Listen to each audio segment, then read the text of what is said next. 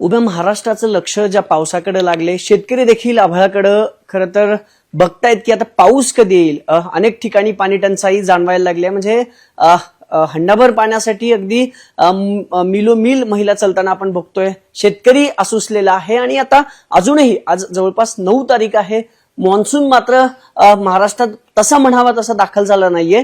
कोकणातल्या काही भागात तो दाखल झालेलं बोललं जाते, पण पश्चिम महाराष्ट्रातल्या काही भागात तो दाखल झाला असंही सांगितलं जाते आयएमडी तज्ञांकडून. पण आता नेमकं या महाराष्ट्रात मान्सून कधी येईल, पाऊस जो आहे तो पूर्णपणे कधी येईल आणि शेतकऱ्यांची चिंता नेमकी कधी मिटेल हा प्रश्न सगळ्यांना पडलाय. आपल्यासोबत सानप सर आहेत, जे आयएमडीचे शास्त्रज्ञ आहेत, त्यांच्याकडनं जाणून घेऊया पावसाची महाराष्ट्रातली नेमकी स्थिती काय, शेतकऱ्यांनी काय करावं काय करू नये, किंवा यंदाचा हा मान्सून सगळा कसा असेल. सर स्वागत आहे न्यूज 18 मराठीमध्ये तुमचं.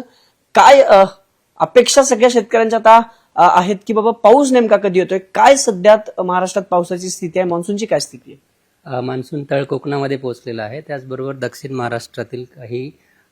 मध्य महाराष्ट्रातील काही जिल्ह्यांमध्ये पोहोचला आहे, ज्यामध्ये सातारा, सांगली, कोल्हापूर आणि सोलापूरचा काही भाग ह्या सगळ्या रिजनमध्ये तो पोहोचलेला आहे. त्याचबरोबर कर्नाटक, आंध्र प्रदेश आणि नॉर्थ ईस्ट त्यांनी आज पूर्ण कव्हर केलेला आहे. आणि महाराष्ट्रातील अजून काही भागांमध्ये तो पोहोचण्याचे चान्सेस आहे. येणाऱ्या 2 ते 3 दिवसांमध्ये महाराष्ट्रातील अजून काही भाग तो कव्हर करेल अशी शक्यता आहे. सर काही ठिकाणी पाऊस झाला, मग तो मान्सून म्हणायचा की मान्सून पूर्व पाऊस म्हणायचा त्याला? येस, मागील 4 ते 5 दिवसांपासून आपण बघतोय महाराष्ट्रातील बहुतांश ठिकाणी पाऊस पडताना दिसतोय आणि तो वादळी पाऊस आहे. तो काही सर्वदूर पाऊस नाही. बऱ्याच डिस्ट्रिक्टला येलो अलर्ट सुद्धा दिला गेलेला आहे. आणि हा जो पूर्व मोसमी पाऊस असतो तो काही ठिकाणी पडतो, काही ठिकाणी पडत नाही. समजा डिस्ट्रिक्ट्समध्ये सुद्धा काही तालुक्यांमध्ये पडतोय, काही ठिकाणी पडत नाही. त्याचबरोबर काही गावांमध्ये सुद्धा पडतोय, काही गावांमध्ये पडत नाही. तर अशी जी कंडिशन असते यामध्ये सर्वदूर पाऊस नसतो, वादळी पाऊस असतो. त्याचबरोबर विजेंच्या कडकडाट पडणारा पाऊस असतो. त्यामुळे हा पाऊस मान्सूनचा नाही असं आपण म्हणू शकतो. सर मग काय समजायचं की महाराष्ट्रात म्हणजे पूर्ण महाराष्ट्र मान्सून कधी व्यापल, पाऊस कधी येईल संपूर्ण महाराष्ट्रात? आपण अपडेट जे आहे येणाऱ्या 4 ते 5 दिवसांचे देत असतो. तर येणाऱ्या जसं मी सांगितलं की 4 ते 5 दिवसांमध्ये महाराष्ट्रातील अजून काही भाग तो कव्हर करेल. पूर्ण महाराष्ट्र कधी कव्हर करेल हे असं या मोमेंटला सांगणं डिफिकल्ट राहील, परंतु येणाऱ्या 4 ते 5 दिवसांमध्ये अजून काही भागांमध्ये तो पोहोचलेला असेल.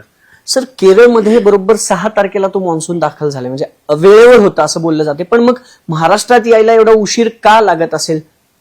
नाही, ऍक्च्युअली केरळमध्ये तो 4 तारखेला आलेला आहे, 6ला नाही आलेला. आणि 6 तारखेला तो तळ कोकणामध्ये पोहोचला आणि नंतर तो अजून काही तळ कोकणातील अजून काही भाग त्याने काल परवा व्यापलेला आहे. तर तसं बघितलं तर तो काही लेट आलेला आहे असं नाही. तर तळ कोकणामध्ये 7 जूनला तळ कोकणात येतो आणि नंतर 10 जूनपर्यंत मुंबई, पुणे आणि पूर्ण महाराष्ट्र 15 जूनपर्यंत कव्हर केलेला असतो. आता जर आपण बघितलं तर तो टाइमवरच आहे, फक्त तो पुढे सरकताना थोडंसं आपण म्हणू शकतो की आपण वाट बघतोय किंवा आपण अपडेट्स देतोय त्याचे. तर तो लेट आहे असं काही आपण म्हणू शकत नाही ह्या मोमेंट. सर गेल्या 2 दिवसाचा विचार करता महाराष्ट्रात कुठं कुठं हा पाऊस झाला, म्हणजे मान्सून कुठं कुठं दाखल झाला, जसं तुम्ही तळकोकणाचं उदाहरण दिलं तसं? जसं मी सांगितलं तुम्हाला की दक्षिण मध्य महाराष्ट्रातील सातारा, सांगली, कोल्हापूर आणि सोलापूरचा काही भाग या ठिकाणी तो पोहोचलेला आहे. आणि अजून काही भागांमध्ये पोहोचण्यासाठी परिस्थिती अनुकूल आहे. सर तुम्ही 15 जूनची जी तारीख सांगताय ती महाराष्ट्रासाठी असेल पूर्ण, की असं आपण गृहीत धरायचं का, की अंदाज बांधायचा का की 15 जून पर्यंत मान्सून आता महाराष्ट्र व्यापेल? नाही, असं नसतं ते. कसं आहे की 15 जून ही सरासरी तारीख आहे. म्हणजे आपण जर 30, 40, 50 वर्षाचा डेटा जर घेतला आणि त्यात जर बघितलं तर ह्या रिजनवर किती सरासरी कोणत्या तारखेला येतो तर पूर्ण महाराष्ट्र कव्हर करायला जवळजवळ 15 जून पर्यंत जातं. पण कंडिशन दरवेळी तसंच होईल असं नाही. प्रत्येक वर्षी कंडिशन्स वेगवेगळ्या असतात.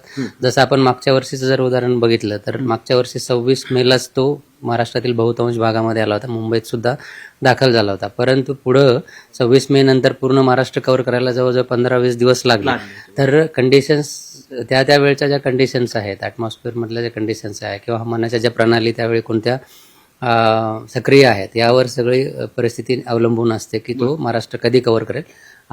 ह्या मोमेंटला आपण असं म्हणू शकतो की येणाऱ्या 4 ते 5 दिवसांमध्ये अजून काही भागामध्ये तो जाईल. सर आता सध्या मान्सूनची काय परिस्थिती आहे महाराष्ट्रात तुम्ही दाखवताय?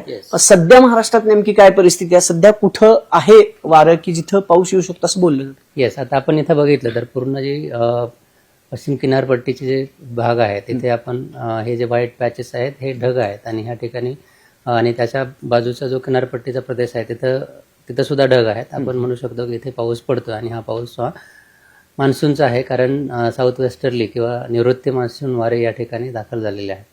तर इथं बघितलं तर दक्षिण कोकणातील किंवा तळ कोकणातील काही भागांमध्ये आपण बघतोय क्लाउडिंग आहे. त्याचबरोबर दक्षिण मध्य महाराष्ट्रात कोल्हापूर, सांगली, सातारा असेल तिथे सुद्धा पाऊस पडताना आपल्याला दिसतोय. आणि मान्सूनचा जर प्रोग्रेस बघितला तर आपण इथं बघू शकतो, हे जे निळी लाईन आहे इथपर्यंत तो पोहोचलेला आहे आणि हे शेडेड ग्रे शेडेड रिजन आहे तिथं ऑलरेडी आलेला आहे, दाखल झालेला आहे. आणि येणाऱ्या दिवसांमध्ये अजून काही भागामध्ये तो महाराष्ट्राच्या पोहोचण्याची शक्यता आहे.